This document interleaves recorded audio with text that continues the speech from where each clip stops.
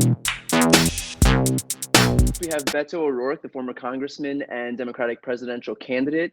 Thanks so much for taking the time. Really appreciate it. Yeah, it's a pleasure to be on with you, and thanks for having me. Yeah. So let's jump into Texas. Texas is the ultimate prize, 38 electoral votes. We have brand new polling out from Quinnipiac that shows that Trump is leading Biden 43 to 44. So just 1 point in Texas. So how much of a reality is flipping this state? It's really ours to lose, in my opinion, and I'll give you a couple of reasons why. As you remember, in 2018, I got within 2.5 points to beating Ted Cruz, the sitting Republican U.S. senator in a state that last elected a Democrat to the Senate in 1988. We won more votes than any Democrat had won before. We saw massive increases in voter turnout, especially amongst young people, 500% increase in early voting alone. But that's not the complete story that describes why Texas is in play. We also picked up 2 U.S. congressional seats, defeating long-serving Republican incumbents, 12 state House seats, and in Harris County, which is home to Houston, Texas, 17 African-American women were elected to judicial positions. And Brian, you know this, and your viewers and listeners know this as well. That was in a midterm, and midterms typically favor Republican turnout.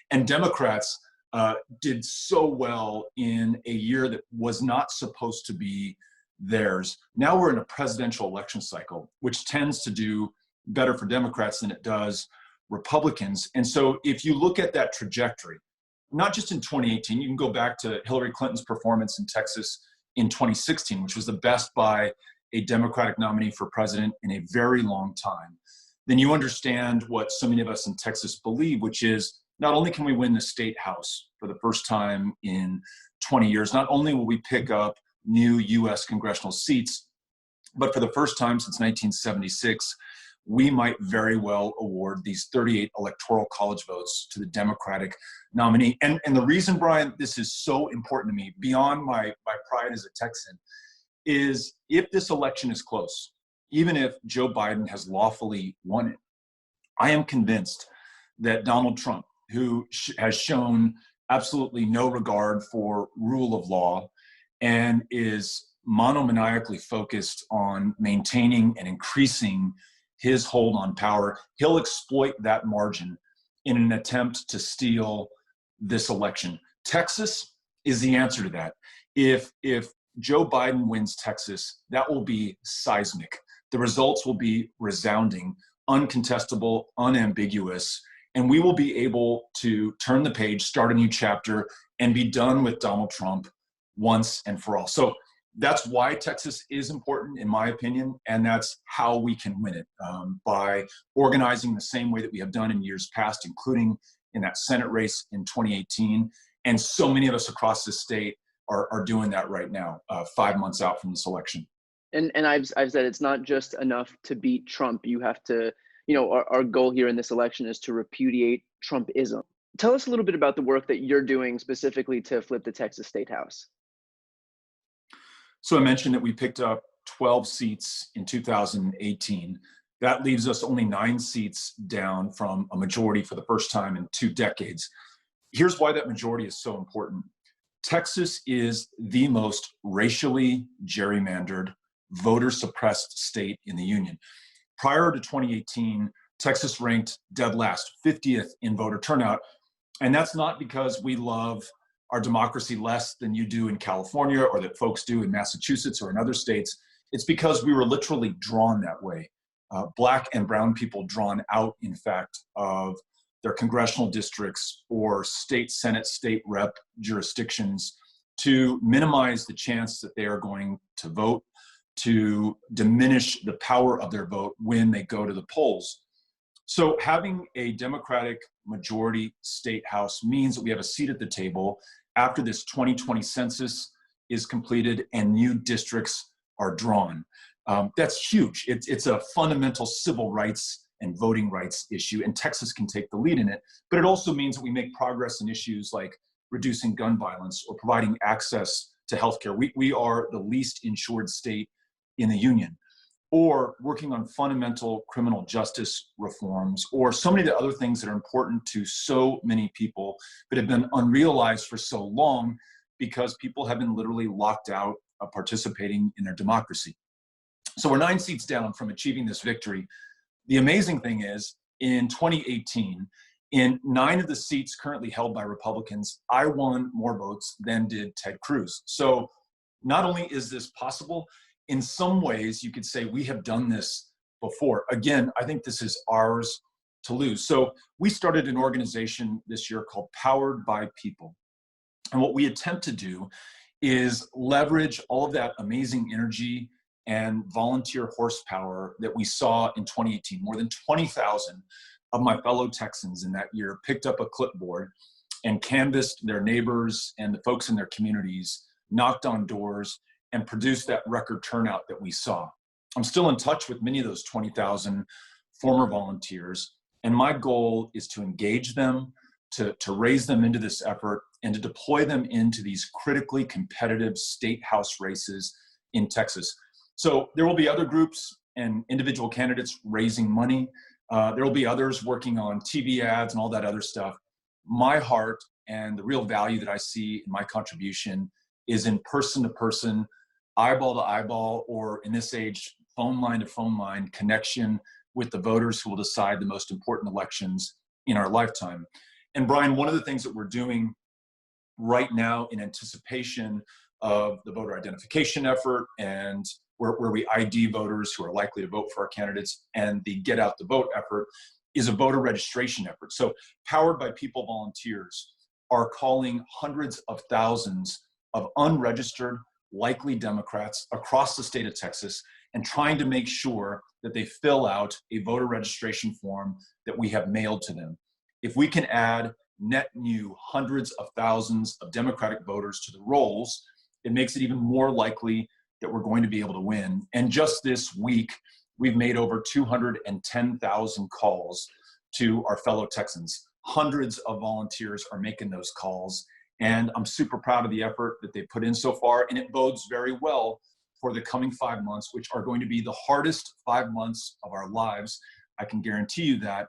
But if this stuff were easy, if you could, with wishing for it or waiting for the demographics to realize, flip Texas, it would have happened already. It's going to take this kind of hard work to bring it to pass. Right. Totally. So you had mentioned voter suppression efforts, and actually that brings me to this. Texas has some of the strictest voter registration laws in the country. Volunteer deputy registrars could actually be criminally prosecuted for what basically amounts to administrative errors. But the Texas Democratic Party has partnered with election officials for a pretty amazing workaround to conduct mass deputizations. So can you tell us a little bit about that? Yeah, you're absolutely right, Brian. So not only is it more onerous to register to vote in Texas than in almost any other state, we also have the strictest, most suppressive voter ID laws in any state. We also, in Texas, I mentioned the racial gerrymandering, but we also, within given counties and political jurisdictions, the leaders in Texas have decided where early voting locations will be and where they won't be. And as you can probably guess, they are typically more convenient for white voters and more likely to be Republican voters than they are for Black and brown voters and more likely to be Democratic voters in the estimation of those in power right now. So how do we get around this? And you're right, there are really strict punitive criminal measures to try to deter people from registering to vote or voting. You've probably read about a woman who was finishing the terms of her probation and erroneously voted, though she was not allowed to by those terms of probation. I think ended up with a 5-year sentence in jail. Another woman who was brought to this country at a very young age, grown up in the United States, but was not a citizen, again, erroneously voted, I think had an 8-year term. So the signal is sent to be very afraid about voting in Texas. So how do we overcome that? Well, I mentioned that we have partnered with a group that has sent out hundreds of thousands, will soon be over 1 million voter registration forms that we will not be the deputy voter registrars for, but we will send them to those unregistered likely Democrats who they themselves will sign, put in the mail in the self-addressed stamped envelope that we provided. And then our volunteers will call them to make sure they received it, make sure they've signed it, and make sure that they have sent it in. So this is a way that we can kind of work around some of these very restrictive, punitive voter registration measures that the state has employed to keep the status quo, read Republican leadership in power. And then you've got to hand it to those who, beyond any organized effort on my part or the part of the Texas Democratic Party, are transcending those barriers and obstacles and registering themselves and their neighbors or their classmates or their colleagues. Big shout out to Prairie View A&M. It's one of the all-star historically Black colleges in Texas, in the country, in a county that has worked so hard to suppress the vote there. And you've got these extraordinary, badass student leaders who are going to overcome those barriers. And in one case where they did not allow for early voting at Prairie View A&M, despite the large student population there, students led a 6-mile march, 6 miles to the polling places, and hundreds of students participated in those marches. So there is an amazing spirit alive in the state of Texas right now. And I think you'll see that brought to bear in the November elections. And I think something that we're seeing over and over again is that the more egregious the attempts to suppress the vote, the more it backfires on Republicans. I mean, the example that you just mentioned with those students right there, and you look in Wisconsin, where they tried to close all but 5 polling locations in Milwaukee, and what happened? You know, they elected a Democrat to the state Supreme Court. So it seems that people are finally waking up, and these blatant, egregious efforts to suppress the vote aren't working out in Republicans' favor. That's right. And I tell you what, we've got to take as our inspiration those voters in Wisconsin, those voters in Texas who have overcome efforts to stop them from voting, and also our heroes from history. El Paso boasts an amazing civil rights hero named Lawrence Nixon. He was a medical doctor, started the first chapter of the NAACP here in Texas back in the 19-teens, tried to vote in 1924, but could not because in the preceding year, the Texas legislature, so shows you that there's nothing new under the sun. This was 100 years ago. The Texas legislature essentially established the all-white Democratic primary. If you were Black, if you were Latino, you could not vote in the state of Texas. And so though he paid his poll tax, though he walked into his precinct polling location, he was turned away because of the color of his skin. He took his case to the United States Supreme Court twice, but it took him 20 years to integrate the Democratic Party primary in the state of Texas. And as you know, in the former Confederacy, the Democratic Party in the 20th century was dominant. So if you could not vote in the Democratic primary, you might as well not vote at all. So due to this hero's courage, persistence, tenacity, intelligence, he was able to integrate the Democratic Party primary, but it took him 20 years. And then, of course, the state legislature and the governors in the state of Texas, by all means of cunning and intrigue, tried to continue to suppress the vote through other means. So I think about Dr. Lawrence Nixon and everything he had to do to be able to vote, and understand that to some degree, we have inherited his service and sacrifice. And it's now incumbent upon us to do everything within our power to live up to his example. So yes, if they're going to throw all this at us, we've got to be bigger and better and stronger than all that. And I'm convinced that the people of Texas will come through. Republicans are reportedly recruiting up to 50,000 volunteers to quote, watch the polls. What is the point of this? Because it sounds to me like it could end up being a lot like voter intimidation. I bet you can guarantee that this is going to be voter intimidation.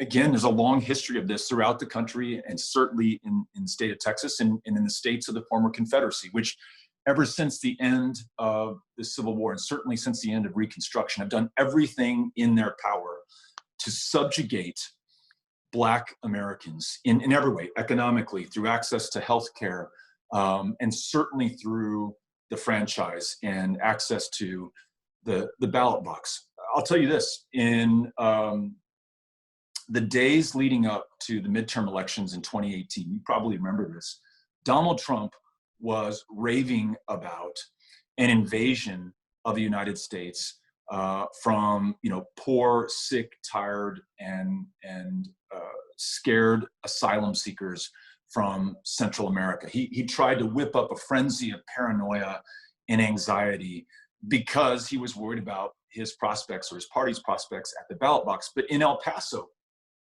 on election day, and here was a candidate from El Paso who had a very good chance of defeating Donald Trump's stalwart Ted Cruz in Texas. His Customs and Border Protection, the Border Patrol component of that, was organizing crowd control exercises in an 85% Mexican-American city where you have many mixed immigration status families. Now, why the fuck would he be doing that? Why? And I've lived in El Paso almost all of my 47 years. I was born and raised here. I've never seen Border Patrol crowd control exercises. There's no need for Border Patrol crowd control exercises. Why in the world would you have Border Patrol crowd control exercises on election day? Well, for one reason and one reason only, and that is to try to suppress voter turnout in this community. Now, thankfully, members of the press caught wind of this, exposed it, reported it, and they ended up not holding these exercises. But I think much of the damage was done. Much of that fear was sent through this community of immigrants that if you have the courage to go to the polls, we're going to make you pay for it. So, yeah, Brian, I'm clear-eyed about what this means, and the intent is voter intimidation and voter suppression. We've got to be bigger than that, and we as Democrats have to make sure that we have our own poll watchers out there, and we also have to acknowledge that many of those poll watchers in years past were older Americans, precisely the demographic that probably shouldn't be outside and around other people right now. So we need a lot of young people, those of you watching and listening to this right now, to step up and volunteer to be those observers and poll watchers and election officials to make sure that we can have free and fair elections in Texas and throughout the United States. So let's switch gears a little bit. I want to talk about social issues and what's happening around the country right now. One of the biggest moments on the campaign trail for your Senate race happened when someone asked if you agreed with NFL players taking a knee. And your answer, I don't know how to say this without being gushy. It was a perfect answer. It was, Tammy Taylor on Friday Night Lights. It was perfect. I'm going to play a little bit of it here in case anyone hadn't heard it. I kind of wanted to know how you personally felt about how disrespectful it is. Like you have the NFL players kneeling during the national anthems. I wanted to know if you found that disrespectful to our country, to our veterans, and anybody related to that. I find it incredibly frustrating that people seem to be okay with that. And I would just like to hear your input. Thank you. Thanks for a great question. Again, on a really tough issue that if we don't talk about is not going to get better. And the question is, how do you feel about NFL players who take a knee during the national anthem? And is it disrespectful to this country, to the flag, to service members who are right there tonight, where it is tonight in Afghanistan, and those former service members, retirees, and veterans who are here with us today? Thank you each for your service. My short answer is no. I don't think it's disrespectful. Here's my longer answer, but I'm going to try to make sure that I get this right, because I think it's a really important question. Peaceful, nonviolent protests, including taking a knee at a football game to point out that black men, unarmed, black teenagers, unarmed, and black children, unarmed, are being killed at a frightening level right now, including by members of law enforcement,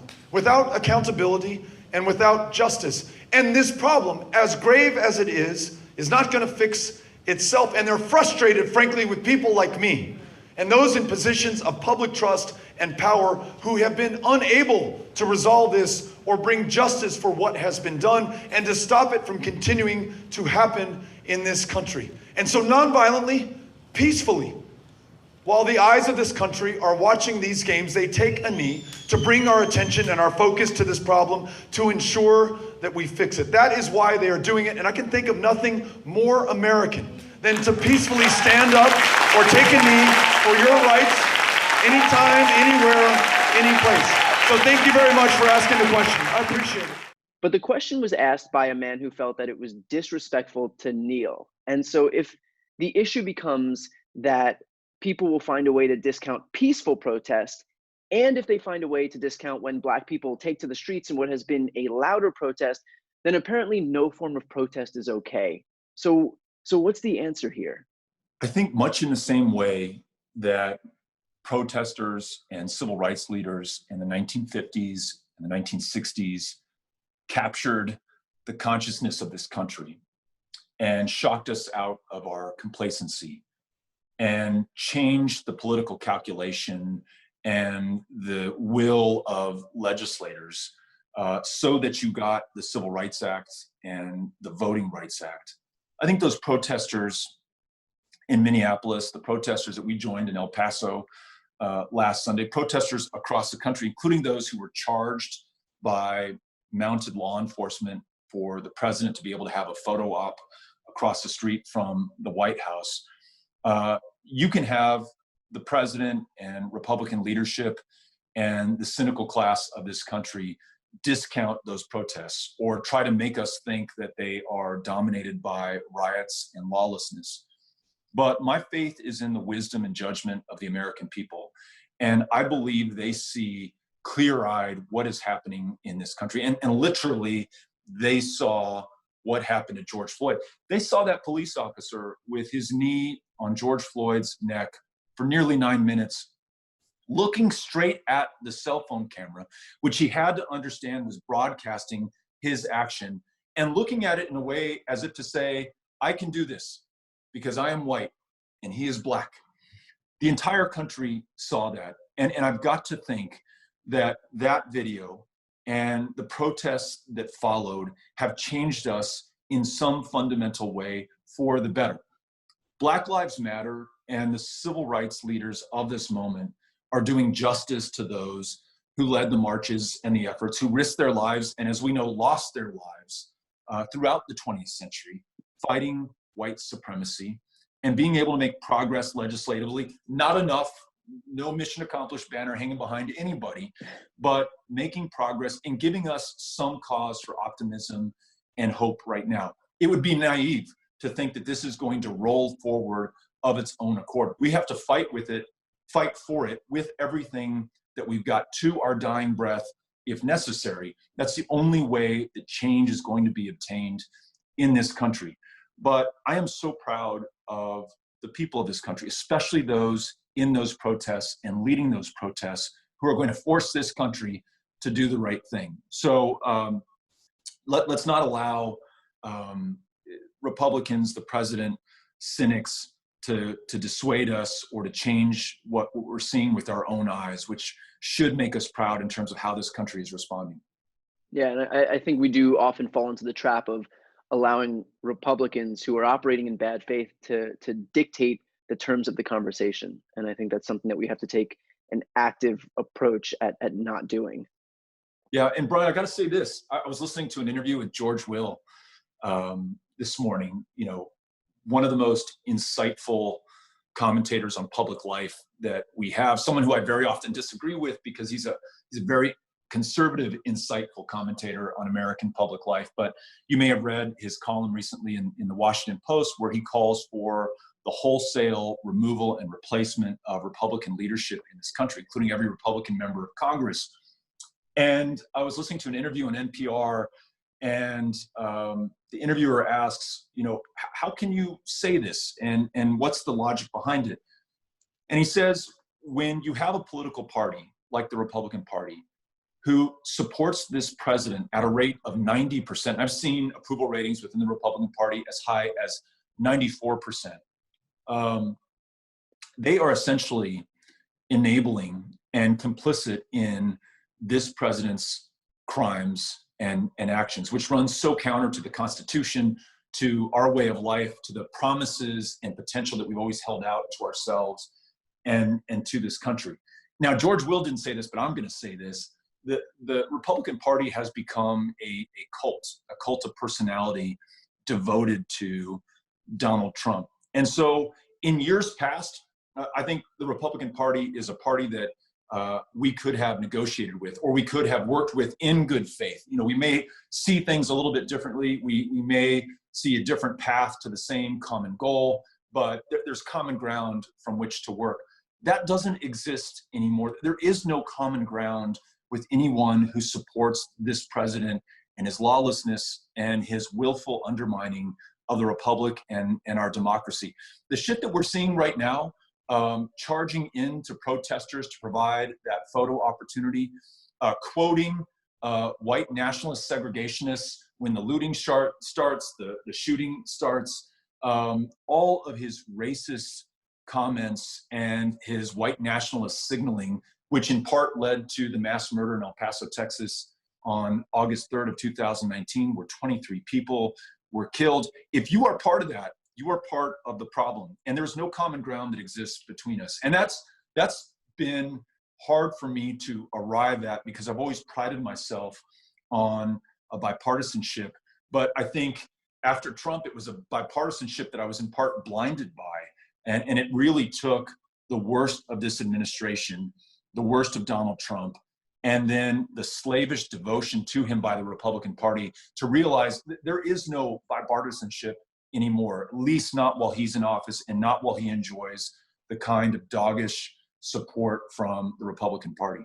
And you did mention looting. I want to focus on that for a second. So a major right-wing Fox News talking point actually focuses solely on the looting here. And we rarely hear about the underlying issue at the heart of this, not a word about police brutality or the rampant killing of Black people. We don't hear about any of that. So what do you say to the Fox News watching uncle who tells you that he can't support this cause because we need law and order, because looting isn't the way forward?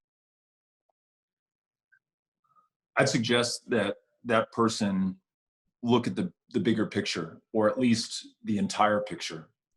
All of the hundreds of thousands, millions now, of Americans peacefully marching for a better country, peacefully demonstrating to change the status quo, which has resulted in the murder and death of so many African-American men and women at the hands of those who were sworn to serve and to protect them.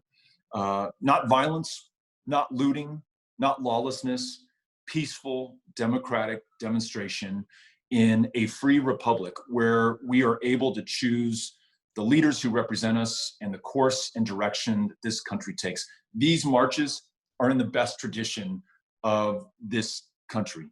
And the looting that has taken place has been in the scope and relative, in the scale of and scope of these protests and relative to the number of people, been very minimal. And I think there are some open questions about who is doing the looting. And by and large, from what I see and understand, it is not the leaders of these protests. It is certainly not Black protesters by and large. There are people who've infiltrated these protests. There are people who are using these protests for their own ulterior purposes and motives. And so I'd want to make sure that that Fox viewer gets the whole picture. And that's probably an evergreen comment for that Fox viewer, whether they're looking at these protests, whether they're looking at the NFL, whether they're looking at the Trump presidency. Please see the bigger picture and find yourself some other contrasting or complementary sources of news so that you understand fully what's happening in this country. I often say that you know, when young people go home to their parents' house for the holidays, you might want to consider blocking Fox News on the parental controls. Just an option that's always available to us. Right. So let's talk about you for a sec. Are we going to see a rematch for the Senate against Ted Cruz? I think the whole world wants to know. Yeah, I don't know. And right now, I don't think so. I'm really enjoying being in El Paso and living with my family full time, which I haven't done in 8 or 9 years. I was in Congress for 6 years, which entailed flying out of El Paso to DC at the beginning of every week, and then flying home at the end of every week and spending a few days here. I spent 2 years traveling the 254 counties of Texas. I was never at home. And then a full year traveling the country, running for the Democratic nomination for president. And so to be back with my kids, who are now 13, 11, and 9, to be with my wife, Amy, to fully be engaged in their lives and our life as a family has just been fucking awesome. It's been amazing. And I've really missed that. And I'm really grateful for my time here. But it doesn't mean that I don't have a role to play in my state, in my community, and in my country. And so, we started Powered by People here in Texas to leverage volunteer power to help elect Democrats to the state house and hopefully help elect Joe Biden, the next president of the United States. We've been spending a lot of time volunteering at the food bank here in El Paso and helping our volunteers connect with food banks across the state of Texas.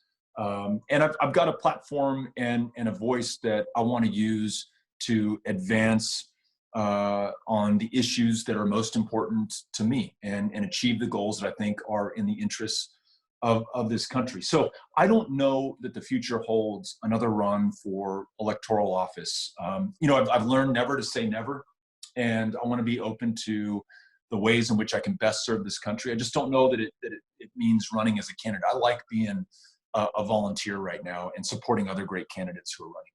If you can go back and do anything different with your campaign for president or your campaign against Ted Cruz, what would you have done? And what do you wish could have happened? Yeah, well, if I could have done anything different in both of those campaigns, it would be to have won. And that's also the result that I would have won, and it was different than the result that we achieved. But I wouldn't take back anything at all. I mean, what an extraordinary privilege and opportunity, and how lucky I was to be the nominee for Senate here in Texas and to be able to visit each and every one of those 254 counties. The people I met, the things that I learned, the stories I heard, those experiences changed me forever for the better. And I'm grateful for that. And I wish with everything I've got that we had won, because there were and are a lot of people counting on much better representation in the U.S. Senate for Texas. It literally is a matter of life and death in a state where you have the highest level of uninsured, or a state whose largest provider of mental health care is the county jail system. I mean, people are getting arrested on purpose to treat their schizophrenia or bipolar disorder. People are dying of the flu and curable cancers because we just have not formed the political will to make sure they get the help that they need in the wealthiest, the most powerful country on the face of the planet. So it's not just about the run, right? You've got to win these races, and that's the only way that you're going to make a difference. But having said that, that run, the way in which we campaigned, the fact that we brought so many people into the democratic process in Texas, it's had some positive repercussions following 2018. I mentioned all those folks who got elected to Congress and to the state house and to judicial positions. That's going to carry through into 2020 and what you see on the night of November 3rd out of Texas, including, I believe, Joe Biden winning the 38 electoral college votes in Texas. And I'd like to think our campaign played some part in 2018 in making that possible in 2020.